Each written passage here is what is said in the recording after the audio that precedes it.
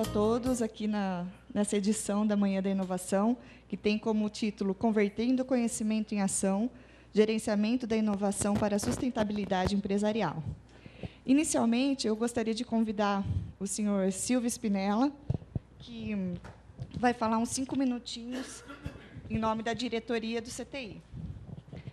Ele é coordenador geral de aplicações em informática e vai fazer umas palavrinhas para a gente aqui. Bom dia a todas e a todos. Obrigado por estarem aqui no CTI. E também vou fazer um agradecimento especial ao nosso programa Gaia, de que o Marco Silveira é o nosso líder, né? Antes de falar da diretoria propriamente, ou do CTI, eu gostaria de comentar que o projeto Gaia é um dos que mais ao longo da história, sou um funcionário do CPQD. Estou temporariamente cedido aqui para atividades no CTI. E, historicamente, eu pude manter meu contato com o CTI muito graças ao programa Gaia, as atividades que, costumeiramente, essa iniciativa tem tomado.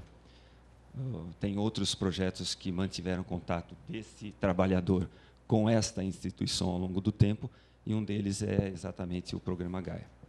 Então, expressar esse apreço que eu, como indivíduo, tenho por essa iniciativa do CTI. Que coisa curiosa, fiquei até emocionado. Bem, Centro de Tecnologia, um pouco de emoção faz bem. Falou bem. Vocês conhecem o Centro Nacional de Referência em Tecnologia Assistiva? Você conhece? Qualquer dia vamos fazer um Gaia com o CNRTA? 29 de agosto. Parece que eu nem sabia disso. Mas eu sabia, sim. Foi um dueto que nós fizemos aqui. Então, dizer que a diretoria do CTI tem uma animação muito grande por cada uma das iniciativas do CTI, e em relação ao Gaia, que tem significado, né? Quantos minutos ainda tenho? Você falou 5, eu gosto de ser... Tem mais 3? Você errou na conta. Eu achava que eram só 2. Tá bom. Não, tá bom. Eu achava que fosse só 2. Enfim, gente, o CTI ele tem uma missão que é inovar. Se não tiver inovação, se não tiver pesquisa e desenvolvimento, eu falava com também colega histórico do CPQD, se não tiver a palavra inovação ou pesquisa e desenvolvimento, não está no escopo da missão do CTI. Então, a gente não consegue dar um passo adiante, nem para o lado. A gente fica parado se as palavras de inovação e pesquisa e desenvolvimento não estiverem no escopo da atividade. Então, a gente tem a sustentação para seguir adiante. Deem uma olhada no regimento interno, está na internet. É uma portaria de um ministro de Estado. Então, aquilo lá é o nosso marco regulatório, é o que nos faz seguir adiante. Né? Plínio. Assim, deem uma olhada. E vocês que vêm de várias, como é típico do projeto Gaia, de várias instituições, por favor, nos ajudem a fazer essa interlocução com a sociedade. Tá bom? Então, um abraço bem apertado da gente, meu em especial, e um agradecimento à presença de vocês aqui. Voltem sempre, tenham a gente, né? Que somos servidores públicos, então a gente tem que servir a vocês. O diretor fale. Vocês estão vendo uma frase aqui atrás? Em que posso lhe servir? Se não está escrito objetivamente, concretamente, tenho certeza que, de forma institucional, é como se estivesse. Em que eu lhes posso servir? Em que o CTI lhes pode servir e as instituições em nome das quais vocês estão agindo. Muito obrigado.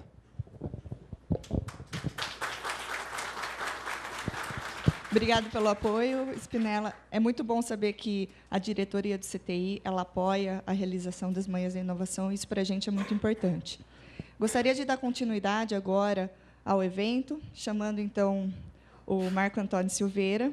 Antes disso, eu gostaria de fazer uma pequena apresentaçãozinha dos palestrantes. Farei agora do Marco Antônio, depois da Lívia, que eu acho que é interessante para as pessoas que estão aqui conheçam um pouco da trajetória de cada um. Tá? Bom, Marco Antônio Silveira, doutor em Sistemas de Gestão pela Unicamp, com especialização internacional em Estados Unidos, Inglaterra, Espanha e Canadá. Experiência em gestão empresarial através de atividades de direção, consultoria, ensino e pesquisa. Professor em cursos de MBA e mestrado pela Unicamp, PUC, etc. Reconhecido pelo CNPq como pesquisador de alta produtividade nível DT2 desde 2012. Publicou, desde 2011, 3 livros, vários artigos científicos e trabalhos em congressos internacionais. Coordena 3 projetos de pesquisa financiados pelo CNPq. Orienta vários pesquisadores, inclusive em projetos de pós-doutorado, aqui no CTI. Gerencia o projeto de inovação para a sustentabilidade em 9 empresas. Coordena o GAIA, né, que é Grupo de Apoio à Inovação e Aprendizagem Organizacional, entre outras qualificações. Gostaria, então, de chamar o Marco Antônio Silveira. Obrigado, você. Alô, bom dia. Agradecer aí ao Silvio Spinella as palavras e também a presença de todos vocês aqui, vários amigos, parceiros, que tornam essa manhã mais alegre, gostosa, para que nós falemos, então, a respeito de um tema que, para mim, é muito importante, que eu venho trabalhando praticamente toda a minha carreira profissional. A Nancy falou algumas realizações, e isso é fruto de décadas, nós já estou falando assim, né, décadas de trabalho.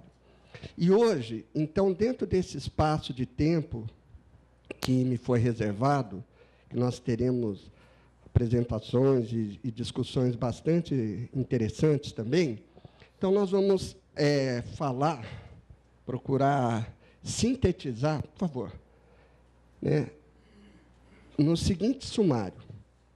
Pegando, então, o próprio título da palestra e da missão do GAIA, que é apoiar o desenvolvimento sustentável de empresas, então, rapidamente introduzir esse conceito de sustentabilidade organizacional, que é um conceito que tem múltiplas concepções, é um conceito polissêmico, né?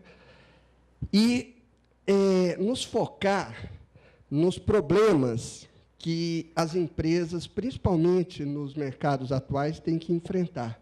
Então, nós vamos ver que as empresas elas enfrentam e precisam superar desafios de ordem externa do mercado em que elas atuam e também de ordem interna, decorrente do nível de complexidade que todo o sistema organizacional tem, né? E, indo da problemática para a solucionática, como diria o Odorico Paraguaçu, então, algumas linhas, algumas diretrizes que estão na essência, que é fundamento do nosso modo de trabalhar, né? E concluir isso dando exemplos práticos de como que o nosso grupo, que, como o Silvio Spinella falou, é um grupo que pertence ao Ministério da Ciência e Tecnologia, portanto, é um grupo ligado a uma instituição governamental. Como é que a gente vem trabalhando em parceria com as empresas em busca de soluções sustentáveis para superar todos esses desafios? Ok? Então, começando com essa ideia de sustentabilidade, que é um conceito que eu acho muito importante e que eu gosto de pensar baseado no que eu considero o propósito fundamental de toda gestão competente. O que se quer, toda empresa deve aspirar a manter o sucesso ao longo do tempo. Por que ao longo do tempo?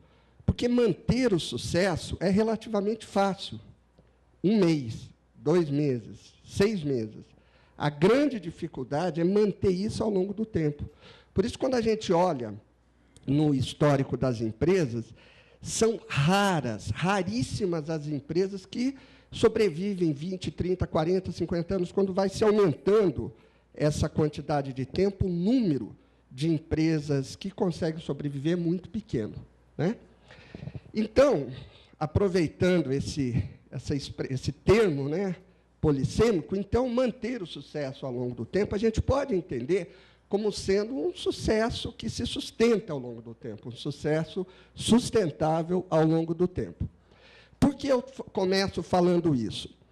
Porque muitas pessoas ainda confundem, né, ambientalismo com sustentabilidade, até porque a origem desse conceito tão importante realmente foi a questão ambiental, que continua sendo extremamente importante. Mas a ideia de sustentabilidade vai além da questão puramente ambiental. Ela inclui, então, a questão econômica, que viabiliza, então, a vida na sociedade, o pão nosso de cada dia, necessário para a subsistência dos seres humanos, e as necessidades da sociedade. E o que é a necessidade da sociedade? É a necessidade do ser humano.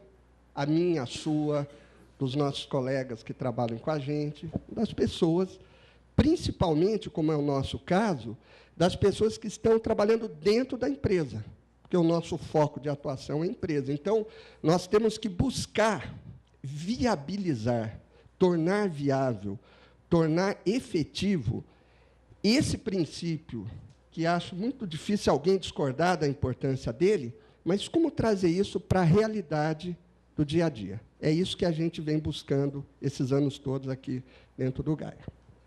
Bom, então, aquilo lá, vamos pensar assim, aquele estado de equilíbrio, ele é um grande objetivo a ser alcançado. É um estado que a sociedade como um todo, as empresas, né, deveriam buscar, mas que, para se alcançar, existem desafios, mas bastante consideráveis. Começando pelos desafios externos, né? A empresa, eu brinco às vezes, né? Assim, aonde é que está a sua empresa? A pessoa fala assim, está na rodovia Dom Pedro, está não sei aonde. Não, isso aí é o prédio da empresa. A empresa é um agente econômico que está dentro de um espaço que nós chamamos de mercado.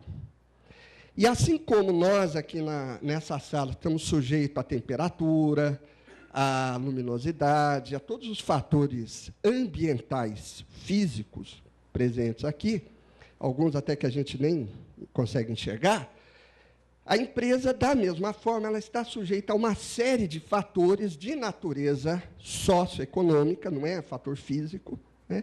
Muitos deles, inclusive, que a empresa nem consegue perceber, de concorrentes, clientes, fatores sociais, mudanças socioeconômicas em geral, questões macroeconômicas e assim por diante. Tá certo? Bom, esse conjunto de fatores, no momento atual, chegou num nível em que, por uma série de razões, a intensificação da concorrência internacional, a globalização, né, do comércio internacional, a integração dos mercados financeiros, essa velocidade incrível com que as mudanças tecnológicas, comportamentais estão acontecendo, então leva a uma gama de desafios, né, que podem ser, né, sintetizados nesses 3 aspectos que estão colocados aí. Um ambiente hipercompetitivo, que leva a empresa, então, a buscar agregar mais valor ao público-alvo, porque o seu cliente sempre tem N possibilidades de escolha, na maior parte dos casos. Um ambiente imprevisível, em que, literalmente, não se consegue prever o que vai acontecer no dia seguinte, e que muda rápida e continuamente. Então, é dentro desse ambiente que a sua empresa, o CTI, todas as organizações estão. Então, a questão é como reconhecer esses desafios e como se preparar para enfrentar. Esse é um grande desafio, um grande problema. Tá? Mas não para por aí, porque existe também um conjunto de desafios internos inerente à própria organização, decorrente da sua hipercomplexidade. Existe uma área do conhecimento que se chama teoria de sistemas. E, entre as classificações, se fala em nível de complexidade de sistema. Então, por exemplo, esse relógio é um sistema. Ele é um sistema de nível de complexidade 1, mais simples possível. E aí isso vai crescendo até chegar, por exemplo, no nível 6, que é um corpo de um mamífero, ou um mamífero, um animal mamífero. O nível 7 é esse animal mamífero e esses outros que estão sentados aí, que, além de toda a complexidade orgânica, fisiológica, tem toda essa riqueza subjetiva interior, seu mundo interior. As empresas estão no nível 8 de complexidade. Então, é, por definição, um sistema hipercomplexo. O que significa isso? Traduzindo em bom português. Significa que a empresa ela tem que lidar com um conjunto muito grande de fatores de diferentes dimensões, conflitantes entre si, que interagem e que atuam a todo momento. Tá?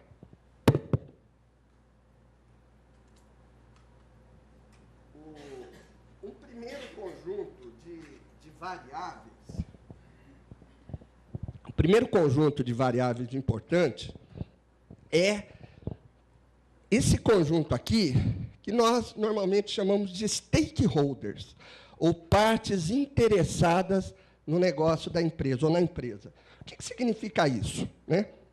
É um conjunto de agentes, de grupos de pessoas que interagem com a empresa e que, portanto, têm algum interesse sobre ela, que são os proprietários, pode ser, por exemplo, um acionista de uma empresa, pode ser o dono único de uma empresa de capital fechada, as pessoas que trabalham lá dentro, os fornecedores, a sociedade em geral e os clientes, né, que é o destino final das atividades que são realizadas na empresa.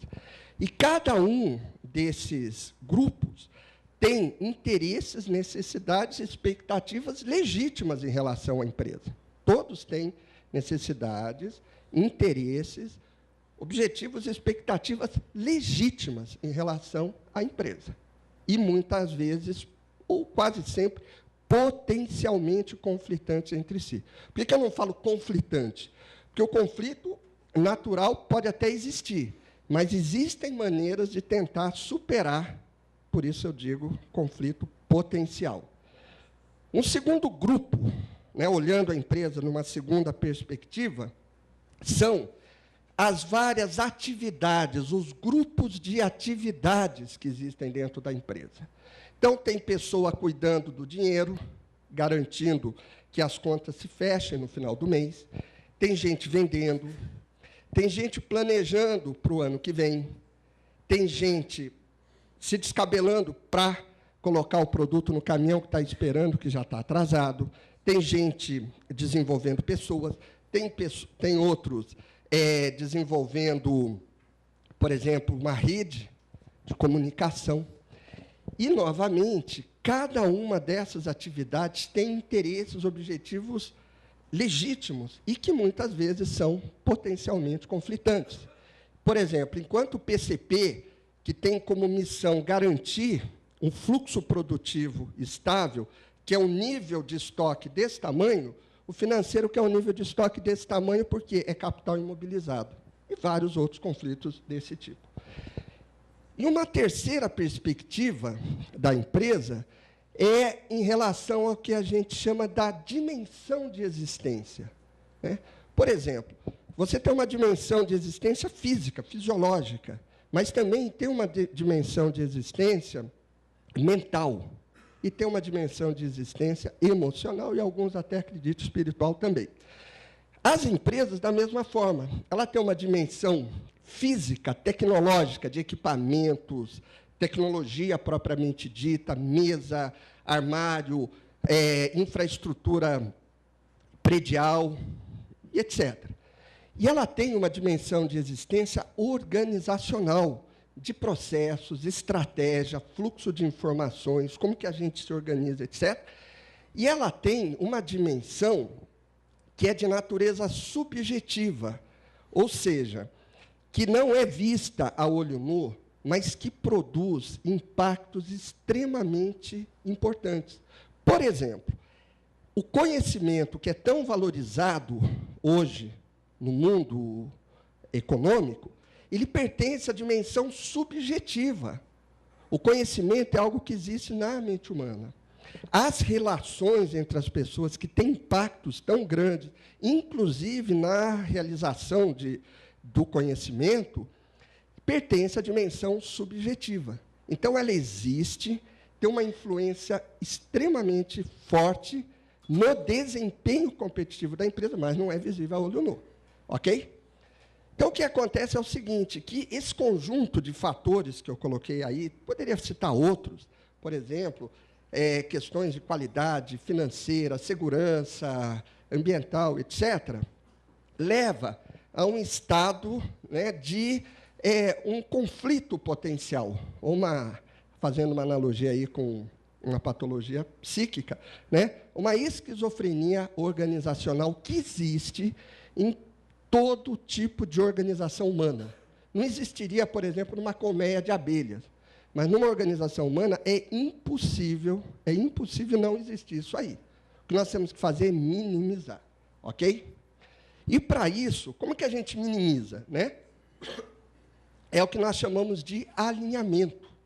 É aumentar o nível de coerência interna, de coesão interna. Fazer com que o trabalho, a energia, as visões, eles fiquem mais coesos possível. Tá? E quem faz isso é exatamente a estratégia. A estratégia é uma função dentro da empresa. A empresa tem uma série de funções. Eu, por exemplo, adoro tomar cafezinho. Fui lá visitar a Asga, por exemplo, a Isolda providenciou um cafezinho. Isso é uma função, alguém fez aquele café. Quando eu chego na empresa, uma pessoa me recebe, tem outro que recebe material, etc. E tem essa função, e é uma função, não é um cargo, né? A diretoria pode ser responsável, mas ela é uma função a ser executada, né? Da estratégia, tem 3 grandes finalidades.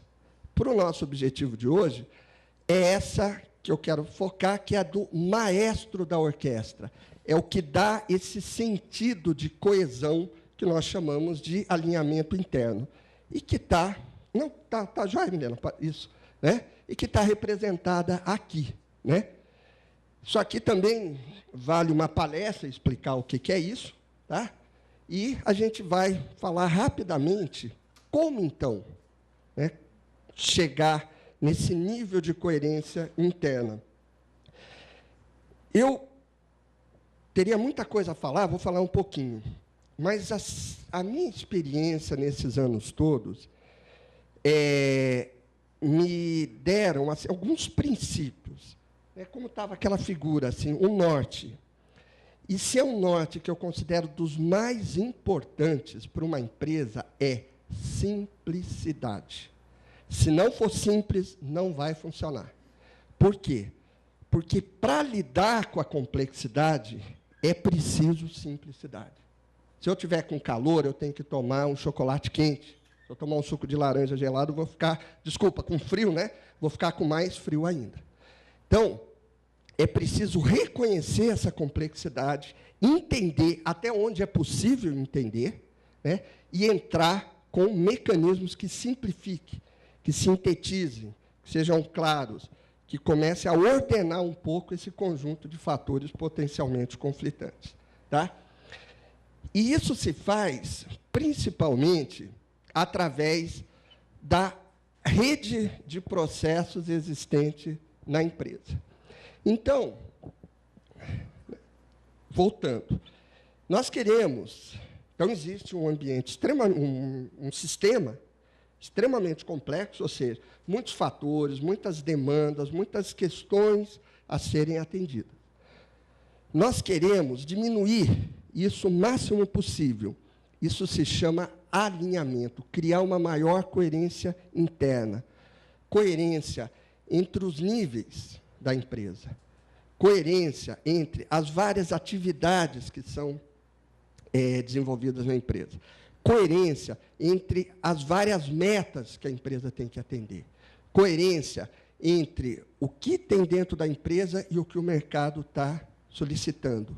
Essa integração chama-se alinhamento. Então, isso é o que devemos fazer para aumentar a eficiência no uso dos recursos e a eficácia no atendimento dos objetivos.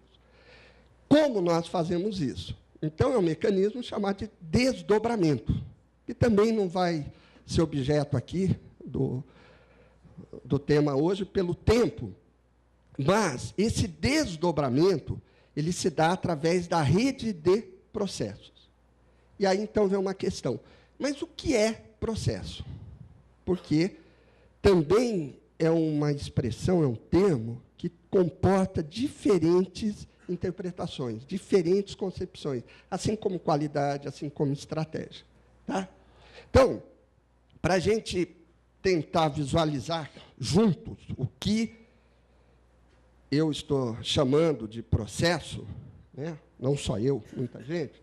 Então, normalmente, o que é mais visível na empresa são os departamentos, os setores, as áreas, aquela coisa, aquele grupo de pessoas que, por exemplo, é um centro de custo, que tem uma plaquinha na porta, que é o departamento de vendas, que é o departamento de marketing. Tal. Isso são os departamentos. Né? O que são os processos? O processo é o trabalho coletivo que se realiza. Se eu tiver que explicar para uma criança, então, o que é o processo? O processo é o trabalho que a gente faz. O que é o processo? É o trabalho que a gente faz. Né? Quando a pessoa está lá cozinhando, ela está executando o processo de cozinhar. Está costurando, está executando o processo de costurar. O que acontece é que os trabalhos que são executados dentro da empresa, primeiro, todos são coletivos. É rara alguma atividade solo na empresa. Então, aí começa o problema. Porque ninguém faz nada sozinho. Uma coisa depende da outra. Alinhamento, coerência. Né? E aí eu falei da subjetividade. Eu sou atuante nessa área há muito tempo, como a Nancy falou, pesquisando, fui diretor de várias áreas, gerente de empresa, de universidade, centro de pesquisa, dou aula disso, já tive centenas e centenas e centenas de alunos só profissionais, só trabalho com gente que atua em empresa. Olha, de longe, os problemas da empresa são muito mais de natureza humana subjetiva do que natureza objetiva. Um bom curso para ensinar gestão não demoraria 400 horas. Em um ano, você dá um curso, hein? É difícil ter alguma técnica relevante que não se trataria nesse curso. Mas aonde que a coisa pega? Por que grandes corporações têm prejuízo de prejuízo? Porque o buraco é bem mais embaixo. E uma das grandes razões desses problemas é de natureza subjetiva. Não subestimem isso. Eu já vi coisas acontecer assim, que se eu não visse, eu não acreditaria. Do próprio dono da empresa dar um tiro no pé, por quê? Porque, na verdade, o grande objetivo dele não era aquele que se dizia, eram outras coisas, muito mais de natureza egóica interna. Né? Então, é muito mais fácil, por exemplo, eu trabalho aqui, eu não estou trabalhando olhando o fluxo. A minha ênfase não é aqui. A minha ênfase é o meu chefe. E o pior é que o chefe gosta que seja assim. São os feudos. Isso é muito difícil de quebrar. Olhar a empresa como um todo integrado é tão fácil de falar, como é difícil conseguir colocar isso em prática. Então, essa é a busca que a gente deve ter, né, quando se quer, por exemplo, criar alinhamento, identificar como esses trabalhos são feitos e aí tentar os ajustes entre eles. Né? Quer dizer, focar no fluxo de trabalho e não nas visões restritas. E o que acontece, senhores e senhoras, é que essa é a realidade da empresa. Eu faço uma brincadeira, eu pergunto assim, o que é empresa? Você pode procurar as pessoas, tem gente que fala, são as pessoas, outros falam, são os equipamentos, é a tecnologia, isso. A gente percebe que tudo isso é parcial. Então, o que é a empresa? A empresa é uma rede de processos. O que é, eu estou dizendo assim, o que é esse relógio, que é um sistema? O que é esse relógio? Ele é a integração de um conjunto de partes e peças. Essas partes e peças formam esse relógio que executam a função de marcar a hora. O que é a empresa? É a rede de processos. Não são as pessoas, não são os prédios, não são... Tanto que você muda tudo isso, a empresa continua. A empresa é a rede de processos. Ok? E é normalmente não sequencial. Então, assim, resumindo um pouquinho, fazendo uma analogia em busca de tornar um pouquinho mais clara. Então, assim, a empresa é a orquestra. O que nós chamamos de estratégia, ou diretrizes estratégicas, para ser mais preciso, é a música que essa orquestra tem que tocar. E quem que toca a música? Não são os departamentos, são os processos. O departamento é uma facilitação que se busca de organizar pessoas, mas não é isso que cria valor. Ok? E o desdobramento, então, é um método de como cada instrumento, ou seja, cada processo, a sua parte dentro da música. Contrabaixo, a guitarra, a bateria e assim por diante. Ok? Então, existe uma relação dinâmica entre essas duas coisas. Estratégia, como se fosse a mente, processo, o corpo, a consubstanciação. O que é real na empresa é o processo. Okay? Se é que eu consigo ser um pouquinho claro. Então, trazendo tudo isso aí para a questão que nós estávamos falando da sustentabilidade. Então, o que é a sustentabilidade, assim, em essência? Tem um monte de definições, né? A sustentabilidade é a busca de equilíbrio de todos esses objetivos, do equilíbrio entre as necessidades de todos os agentes, claro que dando o devido peso e priorização a cada um deles. Né? Essa ideia de sustentabilidade é a ideia de uma relação próspera, de uma relação harmônica, que a gente chama do ganha-ganha. Né? O que é um bom negócio? O que é um negócio que se sustenta ao longo do tempo? É um negócio que é bom para todo mundo. Isso é sustentabilidade. Acontece que uma relação ganha-ganha também é uma relação perde-perde. A gente não fica só ganhando na relação ganha-ganha. É aí que é o problema.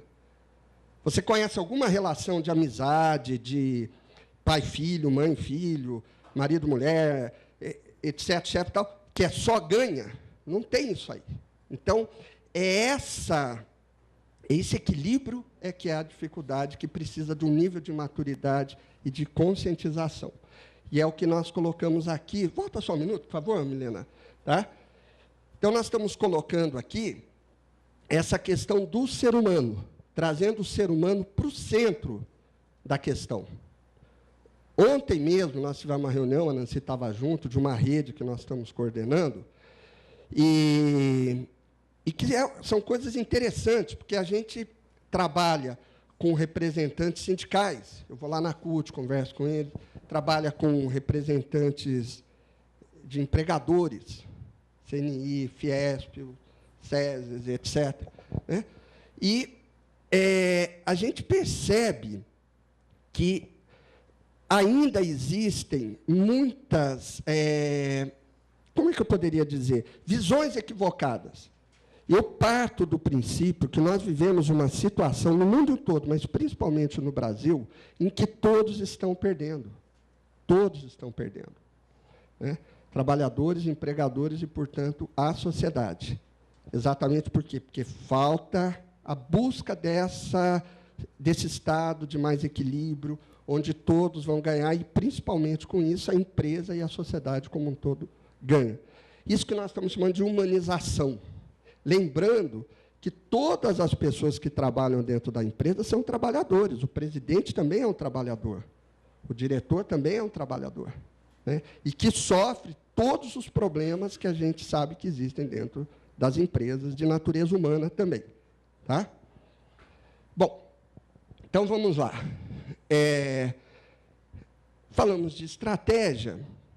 Agora, vamos pensar em tipos diferentes de estratégia, né? Como é que é essa questão de lidar com a estratégia? Então, resgatando. Os mercados, eles trazem muitos desafios. Eles são competitivos e imprevisíveis e dinâmicos. Não é ou, é e. Tudo e. Né? Ok? Então, se nós pegarmos a questão da competitividade, ou até diria da hipercompetitividade, né, que é decorrente de um desequilíbrio entre oferta e demanda, oferta de um produto e demanda desse mesmo produto, né? Então, a empresa ela precisa gerar um diferencial competitivo, ou seja, ela precisa oferecer um produto, esse produto pode ser intangível, um serviço, uma informação, que, ao olho do seu destinatário, seu cliente ou cliente potencial, agregue mais valor do que o do concorrente. Essa percepção de valor é uma percepção de custo-benefício. Não é só custo, não é só benefício. É uma relação de custo-benefício. Tá?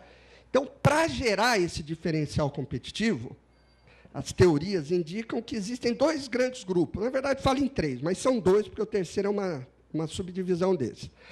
Que é você focar em diminuir custos, e aí eu estou falando de custo econômico, e o outro é aumentar o benefício através do que a gente chama de diferenciação. Então, é o que quem conhece chama de estratégia de liderança por custo e de estratégia baseada em diferenciação. Ambas, no mercado de hoje, precisam de inovação, ou seja, de mudanças, de melhorias. A própria natureza do mercado requer esse tipo de coisa. Tá? Porém, nessas empresas que buscam uma estratégia baseada em diferenciação, é que a inovação se torna absolutamente fundamental. Então, a inovação é um dos meios bastante importantes para a empresa gerar essas vantagens competitivas sustentáveis. Né? Estar no mercado de hoje, esse é o Schumpeter, é um economista que falava da inovação como destruição criadora em 1930, ele mostra como se fosse andar de bicicleta. Se manter no mercado é andar de bicicleta. Essa pedalada é a inovação contínua, né, sem a qual a empresa não sobrevive. Ok, mas o que é inovação? Então, também é um assunto que a gente trabalha, escreve e tal, um monte de definições e tal.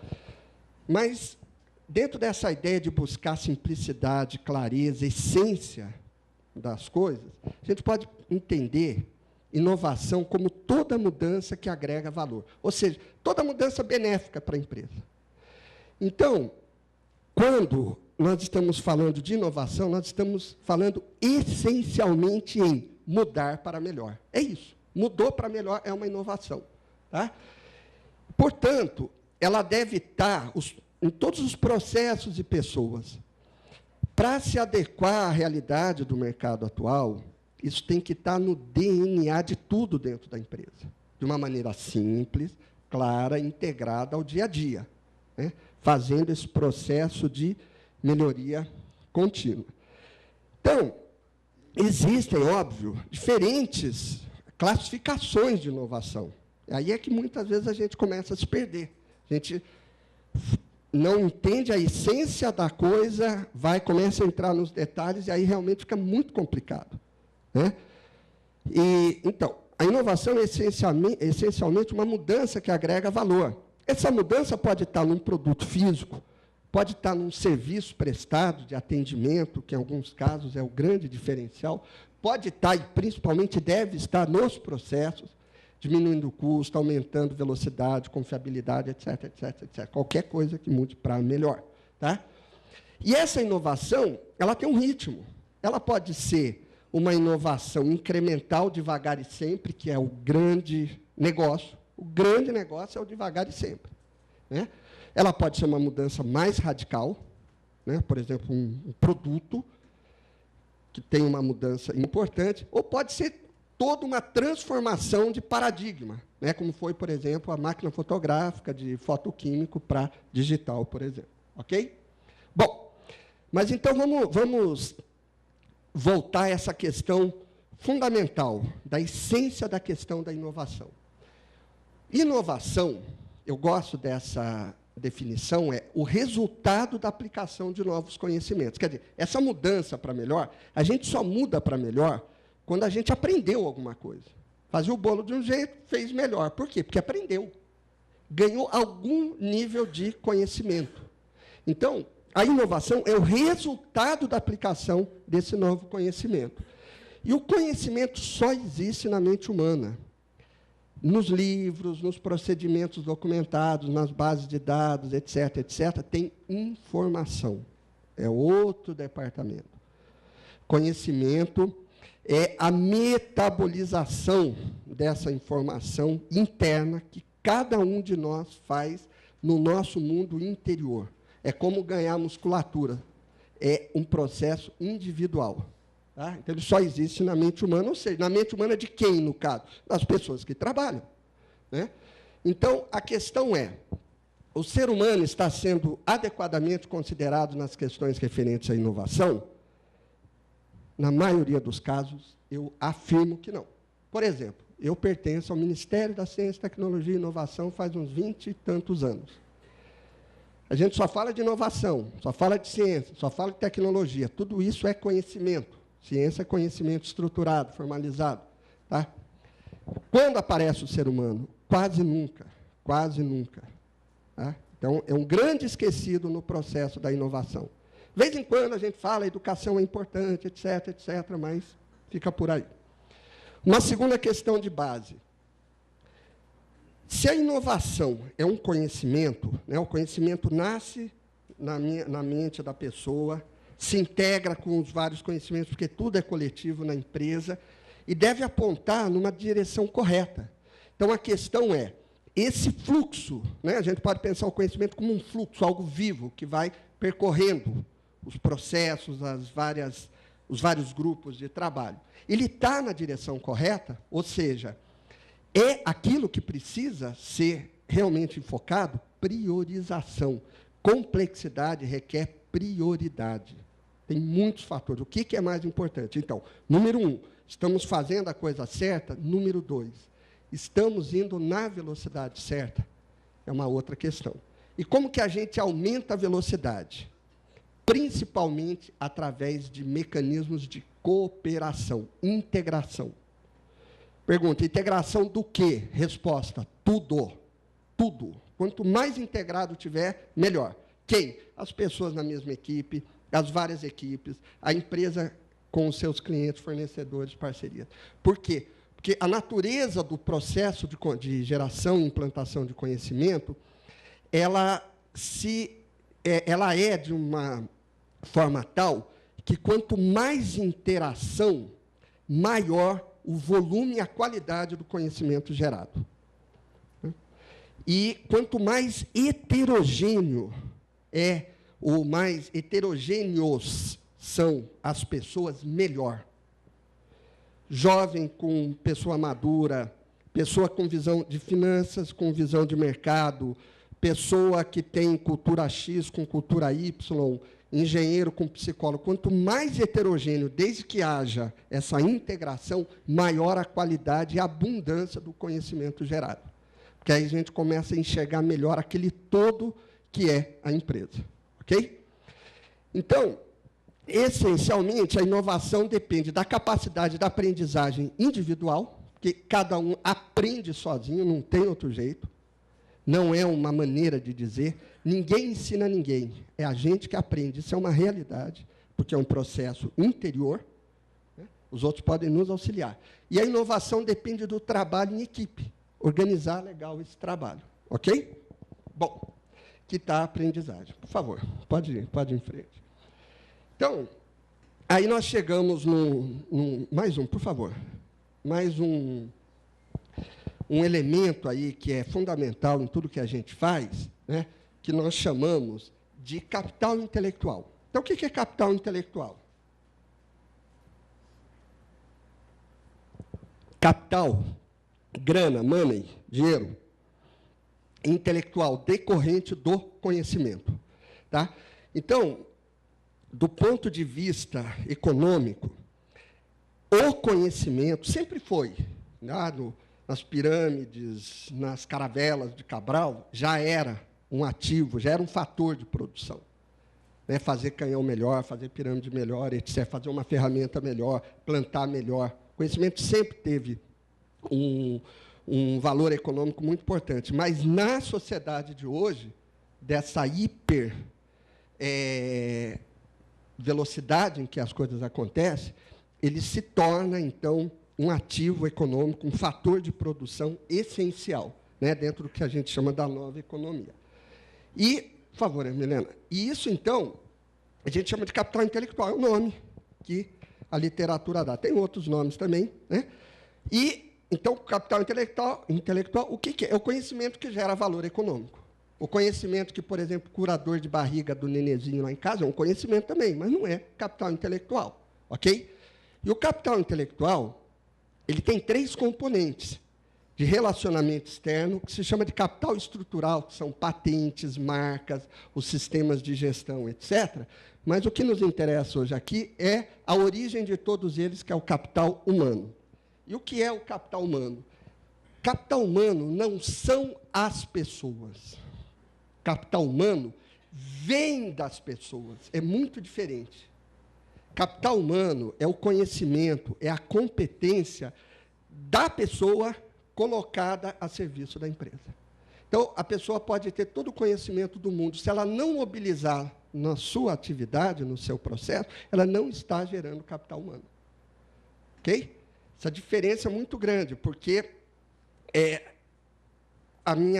uma forma simples, assim, que na minha cabeça eu encontro para entender, é como se aquela pessoa é como se ela fosse uma jazida de ouro, porque o capital intelectual ele gera dinheiro. Eu estou falando de dinheiro mesmo, não estou falando uma coisa metafórica, não.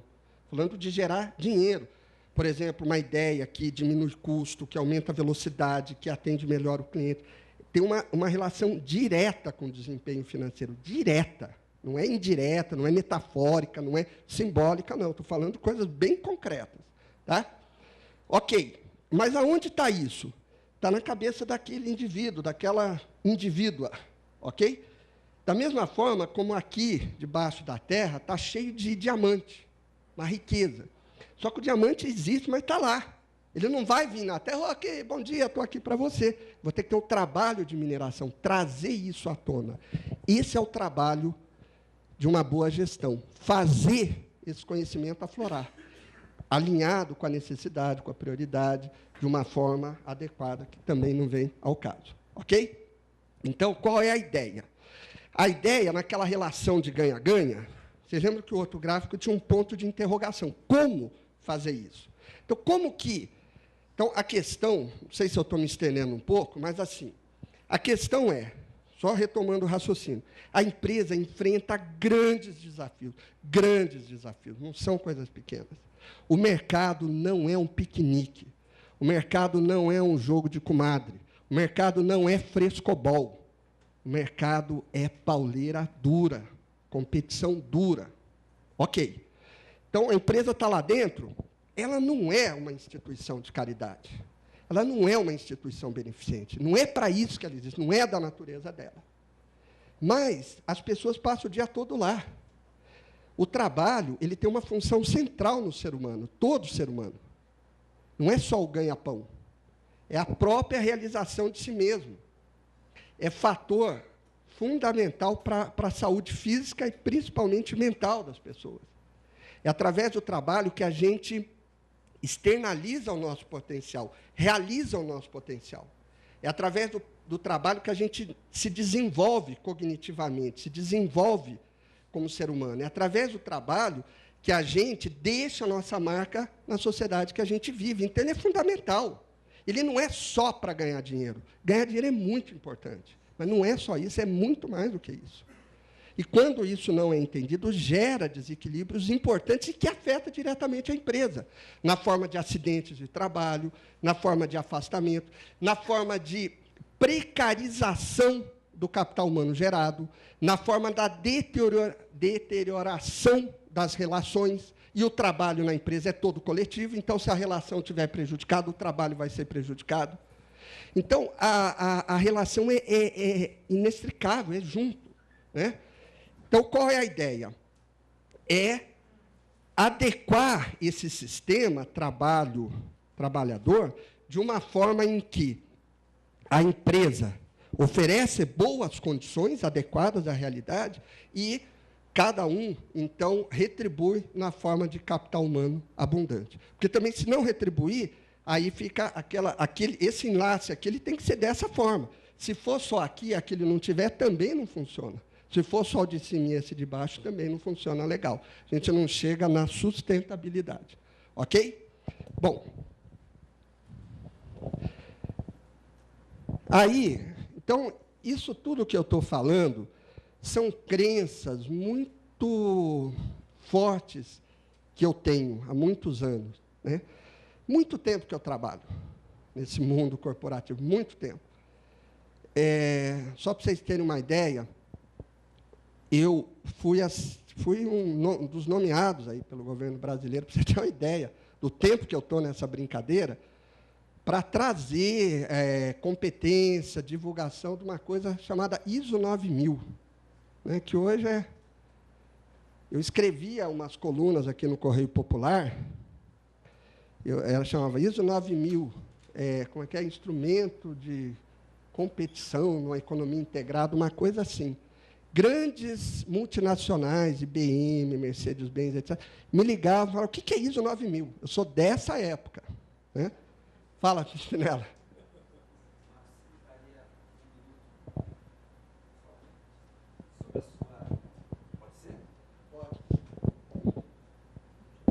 Estou lastimando muito, mas todo lastimo é um impulso para o futuro, né? Se a gente não reagir de forma depressiva. Porque eu vou ter que sair. Agora, 10 horas, tem uma reunião lá numa das salas de reunião da diretoria, que é sobre governo eletrônico, e uma das nossas companheiras, trabalhadora do CNRTA, Centro Nacional de Referência e Tecnologia Assistiva, é quem vai organizar essa videoconferência, eu preciso estar lá, institucionalmente falando. Mas falei que havia uma pontinha de lástima, porque eu estou ouvindo com o máximo de atenção que o meu organismo permite, ser humano falha, né, Marco? As palavras do Marco, e vejo, cada vez que eu vi a palavra empresa é uma palavra genérica, empreendimento, instituição, iniciativa, empresa vem daí, né? Empreendimento, algo que a gente empreende, ou vem a empreender. E, junto lá no fundão, dá uma olhada, lá está o Valdemar, que é da nossa divisão, lembra da estrutura vertical que o Marco acabou de mostrar, de planejamento, acompanhamento e... Como? Controle. Eu estou com vantagem, que eu estou com o microfone e você está aí só com gogó, né? Então, essa área consegue dizer quanto que nós empenhamos em cada um dos esforços do CTI. Por exemplo, o programa Gaia, já tem aí alguns anos, o CTI, vocês vieram aqui, como que a gente trabalha com isso? E o Marco também falou da transversalidade, da horizontalidade, entendi bem, meu mestre? Tal. Vocês sabem que o atual diretor do CTI tem o nome Victor Pellegrini Mamana. Tem uma apresentação dele que ele fez no dia, acho eu, 14 de julho de 2011. E agora há pouco nós ouvimos o Marco falar da orquestra. E por incresça que parível, o diretor mostrou uma orquestra aqui. Eu acho que, não sei, numa concha acústica aí do mundo. colocou uma partitura, umas notas musicais, né, na partitura, e disse, funcionemos como uma orquestra. E o Marco falou, precisa ter uma orquestração, uma organização. E estou aqui, vou fazer uma referência em público, que o CTI Gaia e o próprio CTI vão dialogar para que a gente, intracorporis, possa utilizar essa riqueza que, por exemplo, um dos nossos programas, que é exatamente o Gaia e outros, tem. Às vezes a gente não bebe na fonte que tem dentro de casa. E é isso aí. Muito obrigado, Marco, por mais esse tempinho. Um abraço a todos vocês. Meu e-mail é silvio.spinella. A Nancy Gardim tem, o Marco tem. O restante é como o do Marco, @cti.gov.br. Ajudem a que eu sirva melhor como servidor público que atualmente sou, tá bom? Obrigado.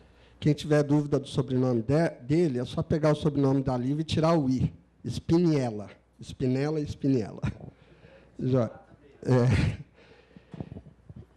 Eu estou falando, obrigado aí pelas palavras do Silvio Spinella. Eu estou falando disso para dizer o seguinte, que com todo esse tempo que eu estou trabalhando aí nessa, né, por exemplo, a Milene não tinha nem nascido ainda, né, os problemas permanecem praticamente os mesmos. Não mudou muito. Muda um pouco os objetivos, nuances, né? E nós, então, procuramos aqui dentro do Gaia, pelo fato de sermos, né, atuantes na área acadêmica, ciência e tecnologia, estar juntos, estar no dia a dia, para poder sentir realmente o que é viável, quais são os reais problemas. Então, esse é o nosso mote de trabalho, né? Trabalhar sempre buscando uma parceria direta com o setor produtivo. Então, eu vou falar de 2 exemplos de projetos mais recentes. Tá? Aqui só, eu não ia pular, mas aqui só para dizer o seguinte, que o que a gente busca, falei de integração, é integrar todos os níveis, inclusive o nível do setor econômico como um todo, né? Que muitos projetos nossos são focados em setores completos da economia, como, por exemplo, o setor de equipamentos eletromédicos, um projeto que o André, a Ibramed, fez parte, né? Mas o foco é sempre a empresa individual. Por favor, mais um. Então, volta, por favor.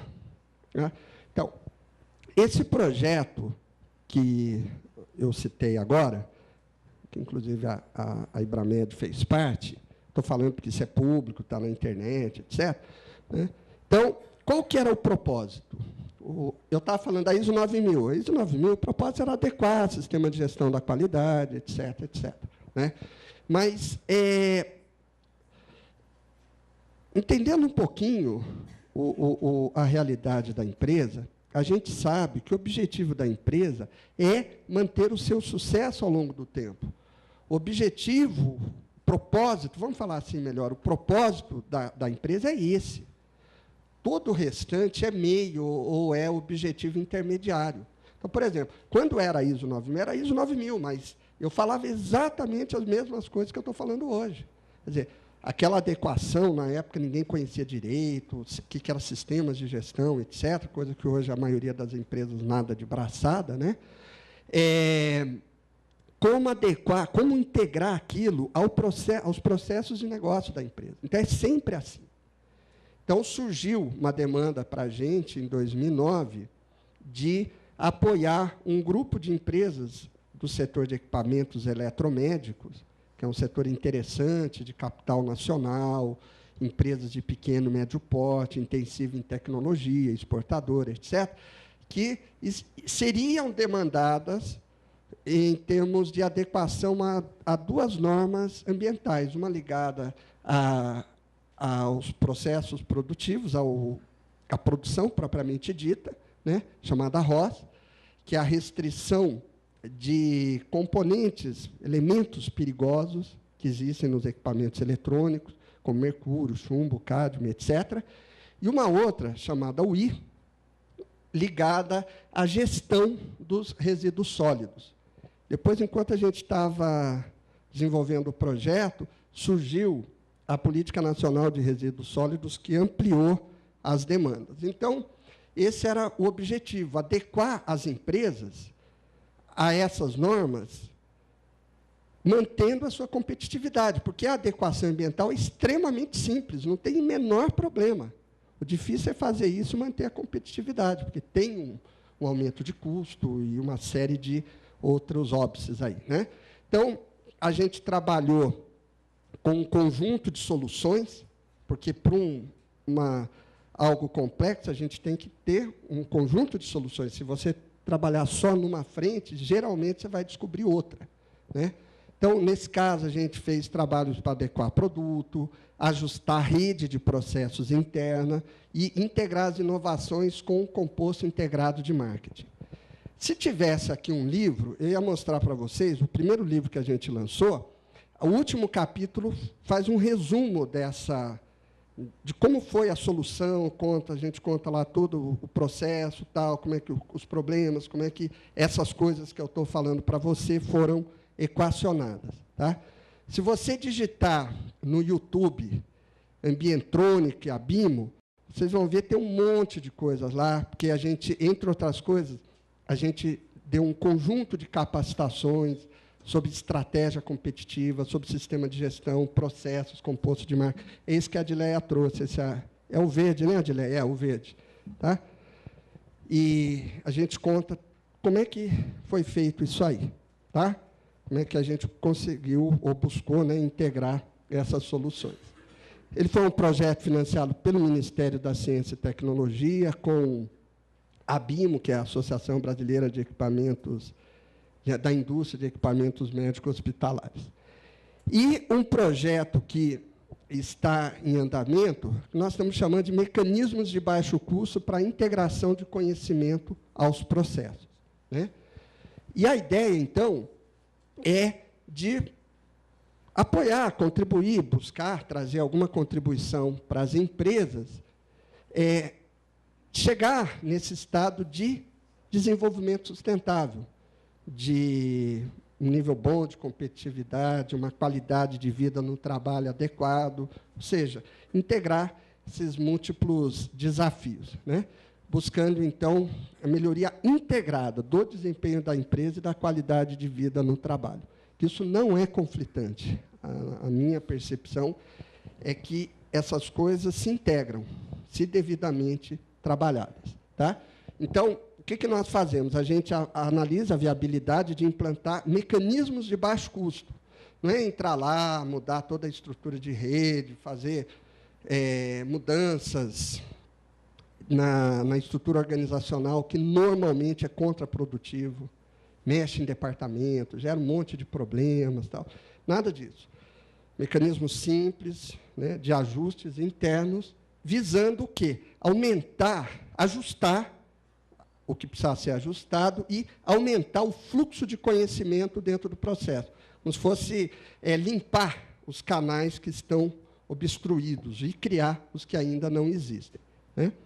Então, a ideia é identificar esses mecanismos que têm o potencial, então, de aumentar a qualidade, a produtividade, capacidade de inovação, a segurança, a satisfação das pessoas que trabalham na empresa. Bom, então, como é que se fundamenta, né? Isso que eu mostrei agora é onde a gente quer chegar. O que a gente procura fazer para chegar lá? Primeiro, entender a realidade da empresa, como eu já falei anteriormente, que ela existe em diferentes dimensões, né? Como nós, assim, se o seu corpo está de um jeito, sua cabeça está de outro, os seus objetivos estão de outro, vai provocar esse desequilíbrio interno, vai trazer algum prejuízo importante para as pessoas. Então, a mesma coisa acontece na empresa. Então, ela tem uma dimensão tecnológica dos equipamentos, como é que está organizado, layouts, etc., né? Aspectos ergonômicos, inclusive ergonomia física, porque existe a ergonomia organizacional e a ergonomia cognitiva também. Aquele primeiro é a ergonomia física, né? Que é essa ergonomia que as pessoas normalmente falam mais. Existe uma dimensão organizacional, que é o mundo dos processos, da estratégia, do sistema de gestão, os fluxos de informações e etc. e a dimensão psicossocial, essa dimensão subjetiva. Por que psicossocial? Psico se refere ao indivíduo, social, às relações humanas. Como eu disse anteriormente, é uma dimensão vital para o bom desempenho da empresa e que, na maioria das vezes, por uma série de razões, é negligenciada, né? Mas é nessa dimensão que a gente consegue explorar, principalmente, a geração e a implantação de conhecimento, que, claro, tem que estar adequada à dimensão organizacional para que isso aconteça dentro de uma ordem, que haja canais para que essas implantações aconteçam, etc., etc., etc. Mas a origem está nessa dimensão psicossocial, que também é a dimensão onde estão as relações entre as pessoas, né? E outras aí. Bom, outra questão também de ordem, vamos dizer, metodológica, é que o que a gente vê como problema não é o problema. O problema não é a dor de cabeça. O problema não é a dor de dente. A dor de dente é o sintoma do problema. A dor de cabeça é o sintoma do problema. A rachadura na parede é o sintoma do problema, não é o problema, é o efeito. Então, a gente tem que buscar a causa estrutural, a falha estrutural, né, para poder agir com mais eficiência e eficácia. A gente economiza recursos e provoca resultados importantes.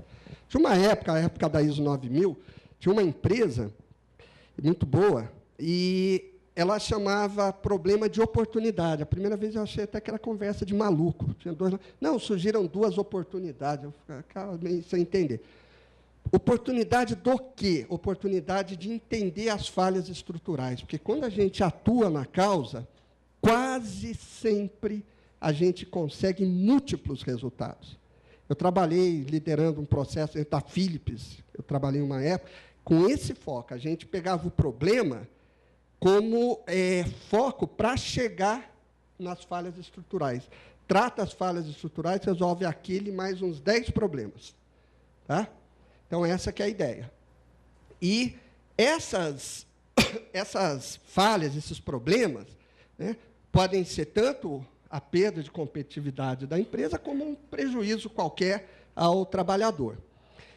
E essas causas, normalmente, elas têm duas categorizações. Ou ela é um problema específico em alguma dessas dimensões, por exemplo, um processo que não está devidamente entendido, ou um desajuste entre essas dimensões.